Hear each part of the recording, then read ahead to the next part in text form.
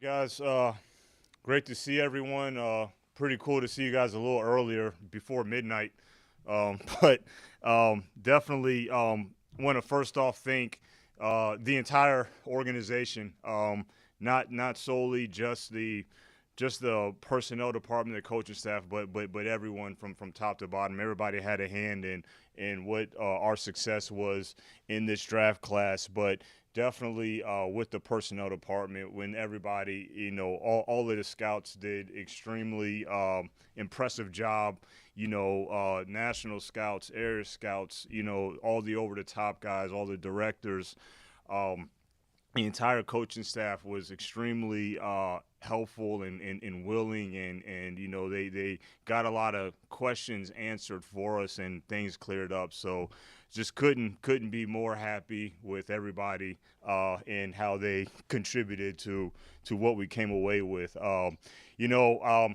We're extremely happy. We're very, very excited about all the guys that we were able to acquire. I know that we've talked about quite a few of them already, but starting with Panay and just having a foundation and what we think is a building block, in terms of year one of this regime, and getting a guy that has such a monstrous upside in terms of not just the talent, but also him being I guess technically the second youngest player in the draft. I want to say Kyle Pitts was born 3 days before him. That he would technically be the youngest player in the draft. So I guess Panay would be the second. But, starting with him and then, even going down to Levi that we spoke with at length, and Aleem and Iffy.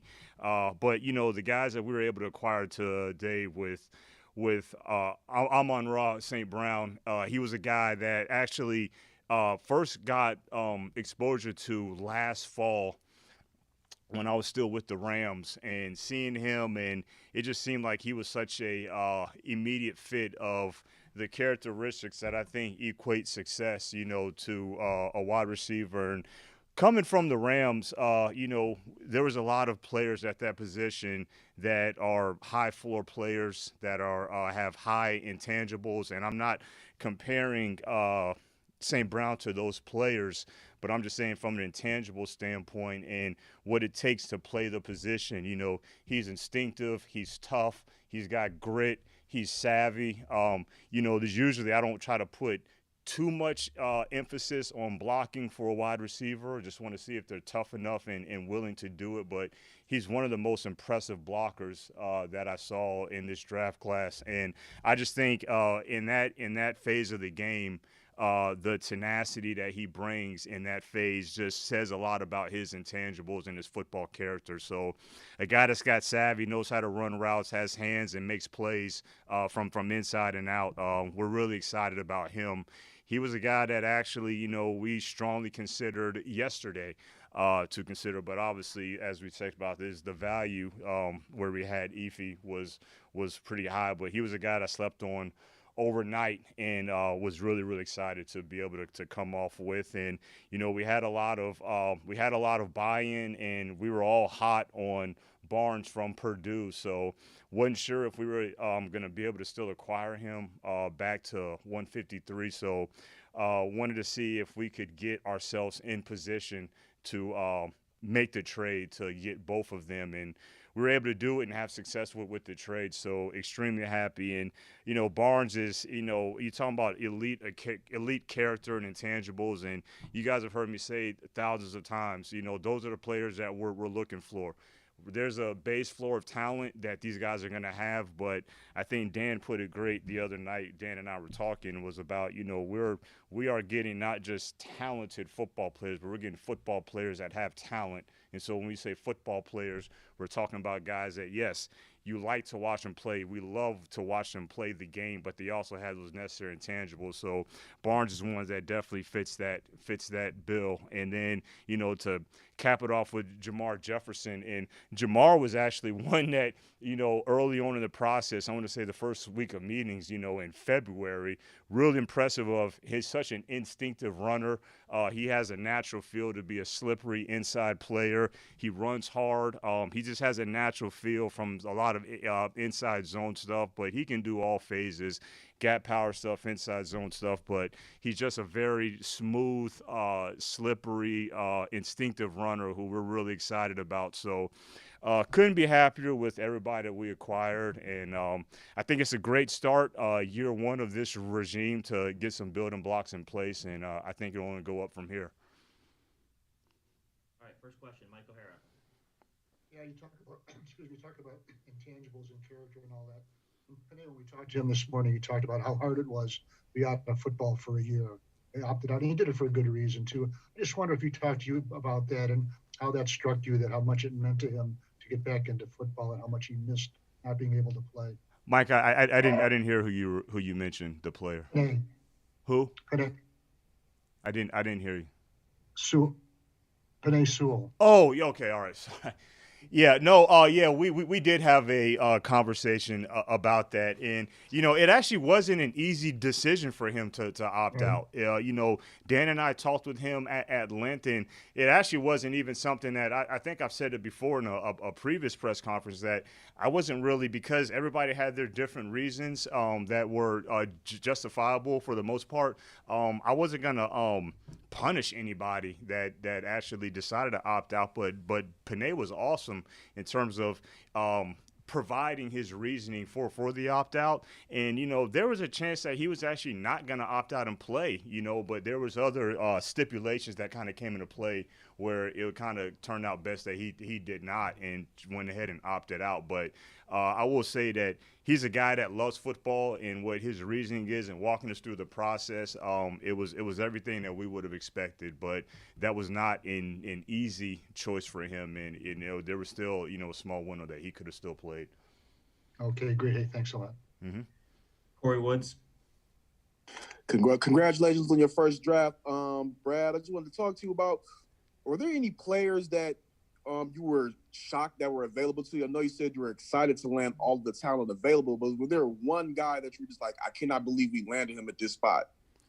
That's a great question. I will say, even down to Jamar Jefferson, even when we made the trade and got 257, I believe it was, would not. I didn't really think that he would still be on the board, so we were very, very happy about him. And I mentioned it last night, or I guess I say technically this morning, about Iffy, that where we got him at 101. Didn't really expect him to be there, and so that's one that we were extremely happy about. Eric Woodyard. Hey, what's up, bro? How you doing? Good. So to get through the first draft, man, I mean, like, does it feel like a monkey off your back a little bit? You talked about the preparation, you talked about studying previous drafts, just like getting through this and setting the tone. Like, you only get one chance to make a first impression. How are you feeling now that you got through it? Do you feel like you got everything you wanted? Just to take me through that process. Yeah, I do. I don't. It's not a monkey off of my back. I would call so. It's an accomplishment to get through the first one, and that feels good, and feels even better to do it with great people, and think that we came away with some really good football players that we feel really, really good about, and the entire organization is excited about. So that's just a good feeling. It'd be good. My mom shot me a text this morning, and I guess she saw me on the last press conference. She just said, "You got to make sure you get some sleep." But we couldn't be happier with how it came out. I guess I should have wore a Pac-12 T-shirt to this presser, and that actually was not by intention, by the way. But shout out to the Pac-12 about having some good football players for us to acquire. But it feels great. We still have work to do. Those guys are currently working right now in the undrafted free agency process. So we're still at it. John Macaroon. Hey, Brad, good evening. Hey, how you doing? I'm doing awesome. Thank you. As you move forward in your career, I'm just wondering, how will you look back and define successful draft classes? There's a lot of different ways you probably could break that success down. When you look back at it, I've often looked at just playtime percentage. Rather just like it's more easier to see it as accolades. If they were, they ended up being all pros or Pro Bowls and all that type of stuff. But it's a good barometer to see, playtime percentage, games played, games started, and that can that's probably usually a quick reference to break down success of past drafts. And then one quick one I had. Mm-hmm. I believe I came across a tidbit that you made some significant upgrades technologically to the draft room. Can you confirm that? And how did that potentially help you in your first draft? Yeah. Yes, I did, and I thought that it was necessary for the process that I wanted to have in place, and I couldn't be more thankful to Sheila, the Ford family, Rod Wood, for supplying the resources and providing everything that we needed to make sure that we have everything to in order to have success. But it was extremely helpful. We're living in a virtual world. And, so just from a remote standpoint with, the communication being streamlined through the use of technology and, a lot of the other things, it definitely streamlined the meetings and it made the meetings a lot more resourceful and vivid for sure and productive. I appreciate it. Thank you very much. Thank you. Dave Burkett. Hey, Brad. So Dave? you going to follow mom's advice and get some rest? I'll try to tonight. I will say, it was other times where I felt like I kind of got back to the bed around, maybe 2 a.m. or so. But, still that adrenaline was still rolling. So I still really didn't get to sleep fully till about 3 a.m. But hopefully I can get in there early tonight. But my mom always gives me the bags under my eyes test, and she always kind of gives me hell for that. Right. So I got a couple of just housekeeping things. Undrafted free agents, I think you have like 18 roster spots if I counted it up right. Are you going to sign that many, or what's the number you're looking for there, I guess? That's a work in process. That's a work in progress. We're gonna keep that fluid. It does not have to be all done tonight. That's something that I've learned over the years. So you don't have to kind of hurry up and slide in the home plate and just kind of fill up everything. So we'll just kind of make sure that we're providing it with quality and not just trying to rush the process. Right. You picked up Frank Ragnall's option before the draft, which, obvious to anyone, I think that was going to happen. But longer term, how soon do you want to, get started on signing him to a deal? And how important is that to make him a, long-term piece of this thing too? Yeah, I mean, it's extremely important in terms of we always view him as a long-term piece, and he is a foundational piece because Frank is a guy that plays the game the right way, and he's everything that we look for and what we want as a Lion. And I'll never forget when it first got announced that I got the job. Frank, he reached out immediately, and I told him, I said, man, huge fan of you, and you play the game the right way. So very important to get it done. I'm not going to comment on timetable right now. That'd be a little bit premature, but we're not sitting back and waiting on that one. And then last thing, sort of ties in with what you were just asked, but I don't know, what's maybe the most important thing you accomplished this week? Like, not necessarily a single pick, but we talk about you getting big and finding these nasty demeanor players that our culture fits. Is there a theme or something that stands out to you that you were able to do the last 3 days that you think will bode well for the future of this organization? Well, from the sounds of it, after we drafted St. Brown, I felt like people finally would get off my ass about not getting a receiver. So, but besides that, no. It just we just achieved the goal of just we stuck to what we said that we were going to do, and that's just get good football players and get the best football players that fit what we're looking for. And I believe that's what we set out to do, and that's what we did it. So that's what we feel good about. And Dan and I were talking about is that what we're preaching, those are the players that we are acquiring, and really that's really. It's not really something that we had to, look at a sheet and make sure we're following that, but that's what we truly believe, and I think that we achieved that. Fantasy football world, they love those receivers. So. Thanks, appreciate it. No problem. We'll do 2 more questions. Jeremy Reisman. Hey, Brad, again, congratulations on finishing your first draft. Thank you. I just wanted to ask you, you ended the first two nights of the draft mentioning how you weren't anchoring yourself to need necessarily, going with guys that you really like. I'm curious, is that a philosophy you hold for every draft, or was that something that was more of a reflection of where the Lions roster was entering the draft? No, that's just a core belief that I have. You just can never just you just don't pass on good players. That's just bottom line. Now I totally understand. There's certain positions like I would say we feel pretty good about our the tackle position right now. So I'm not sure if there's another Panay that will be in the draft next year, but it be hard pressed to say that we would immediately be looking for an upgrade over the tackle position. So I get all that, but at the end of the day, no, we just don't pass on good football players. So we won't anchor ourselves going into anything. All right, last question, Justin Rogers. Brad, you definitely could have snuck in a nap there between the fourth and seventh round. Yeah. I wanted to come back to Derek Barnes for a second. Seems like he's got kind of an old school skill set, but a modern athletic traits. He's fast. He changes direction well. I know you don't set kind of where these guys are going to play. You're going to lean on the coaches, but you're not going to pick these guys without talking to Aaron and Mark. So what kind of fit do you see for him in your scheme?